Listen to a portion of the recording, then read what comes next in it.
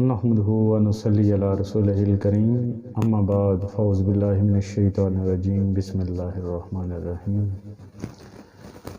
الست بربکم صدق اللہ العظیم۔ تمام سامعین اور ناظرین کو السلام علیکم۔ ہماری گفتگو جو چل رہی ہے وہ تخلیق انسان پہ ہے، تخلیق آدم پہ، اور اس گفتگو کو ہم نے جہاں تک پہنچایا تھا وہ عالم ارواح میں اللہ تبارک و تعالیٰ نے جب تمام روحوں سے پوچھا کہ کیا میں تمہارا رب ہوں، تو سب روحوں نے کہا قالوا بلا، کہ بے شک تو ہی ہمارا رب ہے۔ اور اس چیز کو تمام انبیاء علیہ السلام اور تمام اولیاء کی روحیں موجود تھیں۔ فرق صرف اتنا سا ہے کہ جو اس جہان میں وجود عنصری لے کے آئے، کچھ کو وہ وعدہ یاد رہا، وہ مقصد یاد رہا، اور کچھ روحیں ایسی تھیں، بلکہ زیادہ تر روحیں ایسی تھیں کہ جن کو وہ وعدہ یاد نہ رہا۔ اب جب اللہ نے تمام ارواح سے یہ وعدہ لیا کہ کیا میں تمہارا رب ہوں، اس الست کے وعدے کے بعد اللہ تبارک و تعالیٰ نے تمام جتنی اس کائنات کی روحیں تھیں، جو بھی انسان جس نے دنیا میں آنا تھا، یعنی تمام آدم علیہ السلام کے وجود سے لے کے اور آخری انسان تک تمام روحیں موجود تھیں، اور سب کے سامنے اللہ پاک نے کچھ نقشے پیش کیے۔ اب یہ تقسیم وہ تقسیم ہے کہ جس کو اس عالم امر میں، عالم ارواح میں تمام روحوں کو اللہ پاک نے سب سے پہلے دوزخ کا نقشہ دکھایا، کیونکہ جنت اور دوزخ انسان کے لیے ہی خلق کی گئی ہے۔ اور اللہ پاک نے تمام روحوں کو جب دوزخ کا نقشہ دکھایا تو کچھ روحیں ایسی تھیں جو دوزخ کے خوف سے ڈر گئیں، اور باقی روحیں کچھ ایسی تھیں کہ جنہوں نے تمام روحوں نے دیکھا، کچھ اس میں کیٹیگریز بن گئی، کچھ دنیا کے جہنم کے خوف سے ڈر گئے، اور کچھ کے سامنے نقشہ جنت پیش کیا، کچھ روحیں اس طرف مائل ہو گئیں۔ یعنی اس کو اس انداز سے سمجھا جا سکتا ہے کہ جتنی بھی کل ارواح تھیں، انبیاء اور اولیاء اللہ، ان کی روحیں تو معصوم تھیں، پاک تھیں۔ اس وقت تو سب کی روحیں ہی پاک تھیں، ابھی تو گناہ عیب والی چیز کسی کی روح کو نہیں ٹچ ہوئی تھی، کیونکہ یہ ساری چیزیں تو ممکن تھیں انسان کے ظاہری جسم کے ساتھ، وجود عنصری کے ساتھ۔ اب وہ تو وہاں پہ روح تھی، اس وقت تمام روحیں تھیں، اور اب یہ روح کی بھی اقسام ہیں، اس کے بارے میں بعد میں ہم گفتگو کریں گے کہ کون کون سی روح انسان کے وجود میں موجود ہے۔ ہر تصوف کے سلسلے کا ایک علیحدہ سے نقطہ نظر ہے، لیکن میں سروری قادری سلطانی، حضور غوث پاک اور باؤ سلطان سرکار کی نسبت سے ان کی تعلیمات پہ عمل پیرا ہوتے ہوئے میں تو اس حوالے سے گفتگو کر رہا ہوں جو سلطان العارفین برہان واصلین کی ذات نے ہم تک پہنچائی ہے، کچھ کتب کی صورت میں، کچھ اولیاء اللہ کے سینے میں جو علم انہوں نے اپنے سلسلے کی نسبت سے، ظاہری فیض جن کو دیا ان کی نسبت سے ہم تک جو تعلیم پہنچی ہے، اس تعلیم کے حوالے سے کچھ ظاہری کتب، احادیث، قرآن، ان سب چیزوں کے جو ہے نا سامنے رکھتے ہوئے ہم اس چیز کو تشریح کریں گے، اس کی کوشش کریں گے اس کو سمجھنے کی۔ اور یہ عقل بہت محدود ہے، اس عقل سے ہم ہر چیز کو سمجھنا ممکن نہیں ہے، لیکن پھر بھی کوشش کرتے ہوئے اس ظاہری عقل کی وجہ سے، کہ عقل اللہ نے بڑی خوبصورت چیز بنائی ہے، اس کو سامنے رکھتے ہوئے اور قرآن، احادیث اور تمام روایات جو ہیں اس کو سامنے رکھتے ہوئے ہم اس چیز کو سمجھ رہے ہیں۔ سلطان العارفین برہان واصلین کی ذات فرماتے ہیں کہ تمام روحوں کو اللہ نے جب جنت کا نقشہ دکھایا تو جتنی کل اقسام تھی روحوں کی، تو وہ ان میں سے جو 3 حصے تھے، یعنی ان کو 4 حصوں میں اگر ہم تقسیم کرتے ہیں تو 3 حصے جو تھے وہ جنت کی طرف مائل ہو گئے، اور ایک حصہ جو ہے وہ بچ گیا۔ وہ خاموش رہے، ان پہ نہ جنت نے اثر کیا نہ دوزخ کے خوف نے اثر کیا۔ تو کچھ جنت کی طرف مائل ہو گئے۔ جب دنیا کا نقشہ پیش کیا تو کچھ روحیں ایسی تھیں، ان 3 حصوں میں سے ایک حصہ جو تھا وہ دنیا کی طرف مائل ہو گیا، یعنی پہلے 4 حصے جو اللہ نے کیے وہ تمام ارواح کا، ان میں سے 3 حصے دنیا کی طرف مائل ہو گئے، اور جو ایک حصہ بچا ان میں سے 3 حصے جو تھے وہ جنت کی طرف مائل ہو گئے، اور پیچھے ایک حصہ بچا۔ اللہ نے ان روحوں سے پوچھا کہ اے ارواح آپ کو کیا چاہیے؟ تو انہوں نے کہا ہمیں صرف اور صرف تیری ذات چاہیے، ہمیں صرف اور صرف تیرا حسن چاہیے، تجھی سے بات کرنی ہے۔ یعنی یہ وہ روحیں تھیں، ان میں اولیاء اللہ تھے، انبیاء تھے، مرسل تھے، اور وہ جو پاک لوگ جن کو اللہ نے، جن کے نظر میں وہ الست کی مستی، وہ محبت، وہ پیار، وہ جو تجلی الہی تھی، ان کے اندر اس چیز کی جو شدت تھی وہ کم نہیں ہوئی۔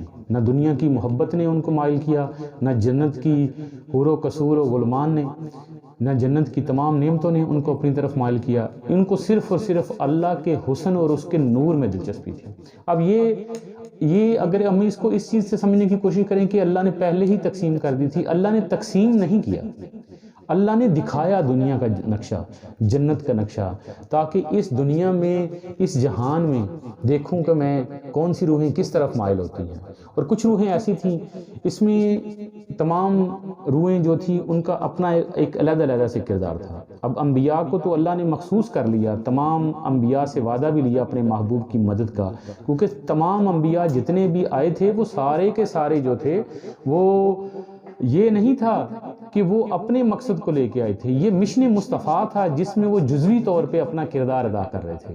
اللہ کی محبت، اللہ کی معرفت میں جزوی طور پہ اپنا کردار ادا کیا، اور کوشش کی کہ تمام مخلوق کو وہ مشن، جس مشن کے لیے یہ کائنات تیار کی گئی ہے، جس مقصد کے لیے یہ پوری دنیا قائم کی گئی ہے، اس مقصد کو حاصل کرنے کے لیے تمام انبیاء نے جو میثاق کے دن وعدہ کیا تھا اس وعدے کو پورا کرنے کی کوشش کی۔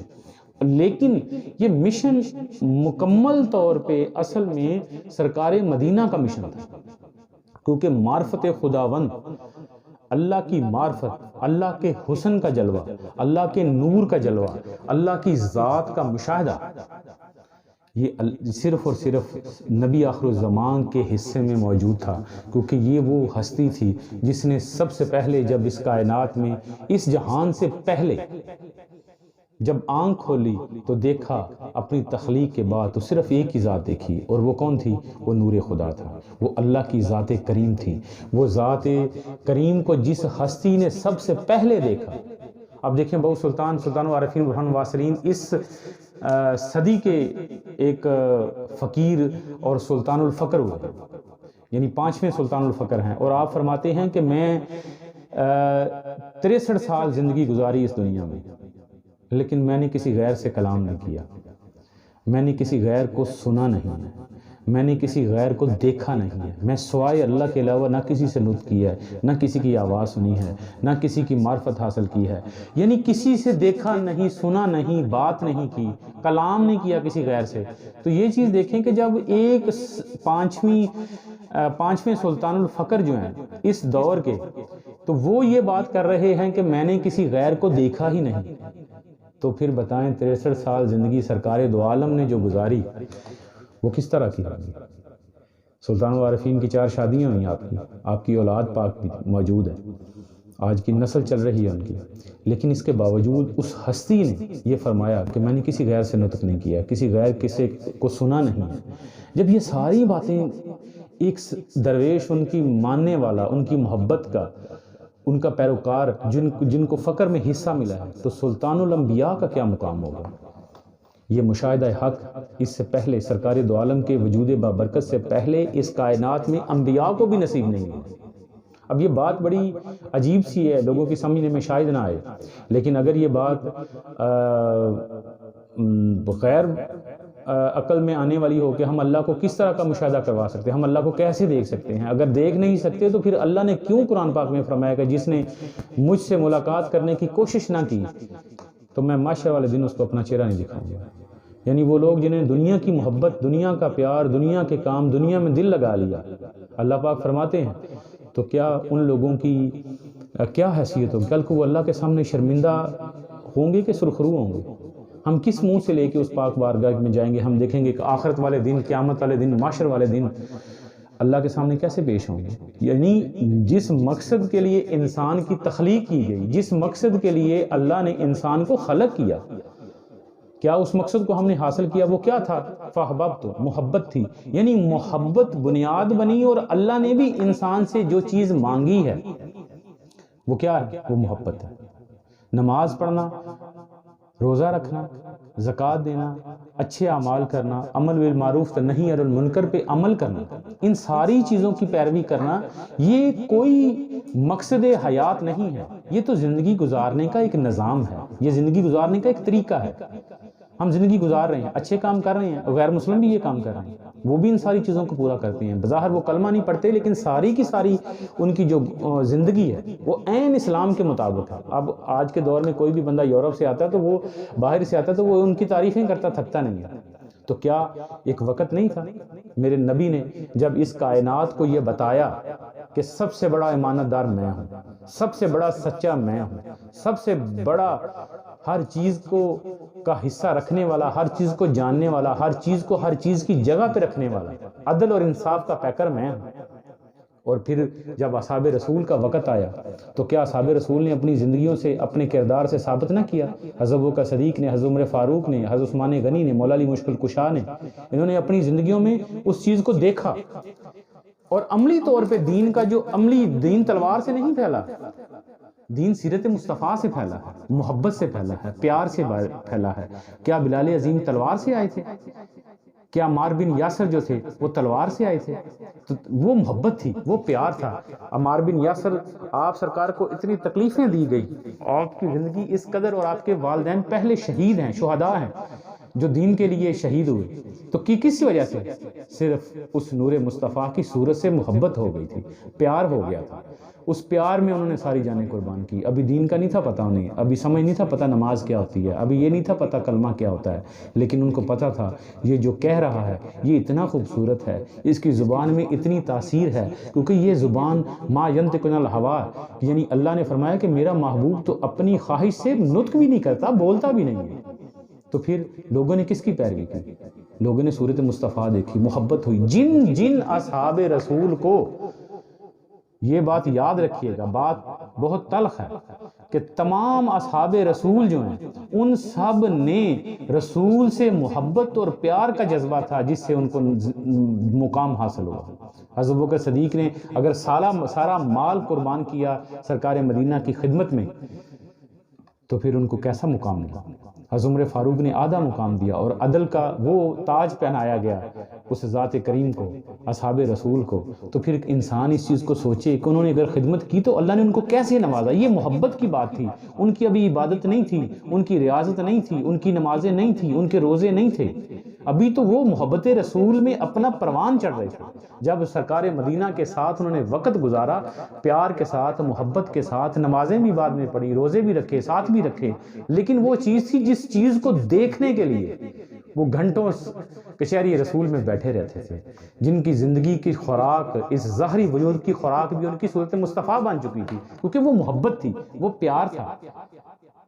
اب یہ چیز دیکھیں، صحبت مصطفیٰ بظاہری طور پہ جناب اویس کرنے کو ملی نہیں، میسر نہیں ہوئی، لیکن عشق میں ان کا مقام جو ہے وہ پھر حیرت اور عقل سے بڑھ کے ہے۔ کوئی نہیں کہہ سکتا کہ جناب اویس کرنی کا عشق، محبت جو ہے وہ بلال سے کم تھا، یا حضرت عمر فاروق اور جناب صدیق اکبر سے کم تھا، عثمان غنی سے کم تھا۔ اگر ہم یہ چیز سوچیں تو کیا ان سے کم تھا؟ انہوں نے تو دیکھا بھی نہیں تھا، لیکن جیسے انہوں نے دیکھا، جو انہوں نے دیکھا، وہ تو شاید کسی قریب والے کو بھی نہ وہ صورت، وہ جلوہ میسر آ سکا جو اویس کرنی نے کرن میں دیکھ لیا۔ اب یہ بات عقل سمجھ میں آنے والی نہیں ہے، کہ انسان کیسے سوچے اس چیز کو. یہ کیسے ممکن ہے کہ جس کو دیکھا نہیں ہے، جس کی باتیں نہیں سنی، جس کے کلام نہیں سنا، جس کی صحبت اختیار نہیں کی، اس سے کتنا عشق ہو سکتا ہے، کتنی محبت ہو سکتی ہے. یہ جناب اویس کرنی نے ہمیں کائنات کے لوگوں کو دکھایا کہ بعد میں امت آنے والی ایسے لوگ بھی موجود ہیں جو سرکار مدینہ کو ظاہری طور پہ نہیں دیکھیں گے، لیکن عشق مصطفیٰ میں ان کا سر سے لے کے پاؤں تک پورے کا پورا وجود سرشار ہوگا حضور کی محبت سے. یہ موجود ہے، یہ عملی نمونہ. یعنی میرا گفتگو کرنے کا مقصد یہ تھا کہ بات دوسری طرف نکل گئی ہے کہ اصل چیز جو ہے نا وہ محبت ہے. محبت کے لیے اللہ پاک نے انسان کو خلق کیا، اور اسی محبت کی وجہ سے اگر نماز محبت سے پڑھی جائے، قرآن محبت سے پڑھا جائے، روزے محبت سے رکھے جائیں، محبت الہی اس میں بنیاد ہو، تو پھر نمازیں وہ اثر انسان کے وجود پہ کرتی ہیں کہ انسان کا اپنا تصور اور خیال سے بالا تر بات ہے. اور روزہ وہ انسان کے وجود پہ اثر کرتا ہے، پھر وہ مقام متقی تک پہنچاتا ہے. روزہ ایک ایسا ذریعہ ہے. تو پھر ہم نے کیا حج صرف طواف کعبہ کا نام ہے؟ حج طواف کعبہ کا نہیں. سرکار مدینہ کے طواف، نور مصطفیٰ کے طواف نے ہم نے بتایا کہ اصل طواف تو ذات کے ارد گرد کا طواف ہے، ذات کا طواف ہے. یہ تو ایک مثل ہے، یہ تو ایک چھوٹی سی ایک کوشش کی گئی ہے، صحیح کی گئی ہے کہ ہم اللہ کے گھر کا طواف کریں، لیکن اصل طواف تو اللہ کے نور کا بنتا ہے. یہ ہے سنت مصطفیٰ. لیکن ہمارے میں اتنی سکت نہیں ہے. لیکن یہ بھی بات نہیں ہے کہ ممکن نہیں ہے. انسان کی تخلیق کا مقصد جو ہے نا وہ صرف اور صرف اللہ کی عبادت ہے. اللہ وما خلقت الجن والانس الا لیعبدون. وہ محبت کون سی ہے؟ عبداللہ بن عباس سے کسی نے پوچھا وہ عبادت کون سی ہے؟ آپ نے فرمایا عبادت وہ جس سے ایلی یعرفون، جس سے اس کی پہچان ہو جائے، جس سے اس کی معرفت ہو جائے. اب اگر تو ہم نمازیں، روزے، زکوٰۃ، حج جو ادا کرتے ہیں، ارکان اسلام ادا کرتے ہیں، اگر ان کا نتیجہ اللہ کی معرفت کی وجہ بنتی ہے اور اللہ کی محبت کی وجہ بنتی ہے، یا اس کا نتیجہ یہ نکلتا ہے، تو پھر تو بہت انسان کی کامیابی ہے. اگر اس کا نتیجہ تزکیہ نفس کی صورت میں نہیں نکلتا، اگر دیکھیں ان پہ ہم ان چیزوں پہ بعد میں بات کریں گے، لیکن ہمارا مقصد یہ ہے کہ اس دنیا میں، اس کائنات میں انسان کو محبت الہی کی یعنی 3 کیٹیگریاں بن گئی. جیسے حضور سلطان عارفین برہان واصلین اپنی کتب میں فرماتے ہیں نا، کچھ طالب دنیا ہیں اور کچھ جو ہیں وہ طالب عقبہ ہیں، یعنی جو جنت کے طالب ہیں، اور کچھ بہت یعنی وہ جو میں نے پہلے تشریح کی ہے ان گروہوں میں سے ایک گروہ صرف باقی بچتا ہے. وہ کون تھا؟ وہ طالب مولا ہے. الطالب مولا مذکر. اور سلطان عارفین برہان واصلین نے فرمایا کہ حدیث رسول ہے کہ مولا کا طلب کرنے والا کون ہے؟ وہی اصل مرد ہے، وہی اصل وہ مقصد لے کے جو دنیا میں مقصد آئے وہ مقصد بھولا نہیں. وہ نہ تو عالم روا کی الست کی مستی کو بھولا، نہ اس وعدہ خداوند کو بھولا. وہ دنیا میں بھی آئے تو انہوں نے اسی مقصد کے حصول کے لیے کوشش کی. ساری زندگی ان کی گزر گئی اسی مقصد کے لیے. اولیاء اللہ کا کے طفیل ہمیں اس چیز کی، اس نعمت سے سرفراز ہوئے ہیں. یہ وہ مقام تھا عالم ارواح جس میں تمام روحوں سے میثاق لیا گیا، وعدہ لیا گیا، اور اس وعدے کو عملی طور پہ اب دنیا میں خلق کرنے کے لیے اللہ نے آدم کی تخلیق کو وجہ بنایا. یعنی یہ ایک ذریعہ تھا کہ تخلیق آدم جو تھی، یعنی پہلے آدم علیہ السلام جن کو خلیفہ فی الارض کہا جاتا ہے، اللہ نے اس سے پہلے اپنا خلیفہ دنیا میں اس ظاہری جہان میں، یہ مخلوق کی کوئی خلیفہ نہیں تھا بنایا، لیکن فرشتہ سے انہوں نے، اللہ نے مشورہ کیا کہ میں اپنا ایک نائب بنانے والا ہوں، اپنا ایک خلیفہ بنانے والا ہوں. دیکھیں اللہ کیسی کریم ذات ہے، اللہ کیسی مبارک ذات ہے، اللہ کیسی پاک ذات ہے کہ اس نے پاک نوری مخلوق کو اپنا نائب نہیں بنایا.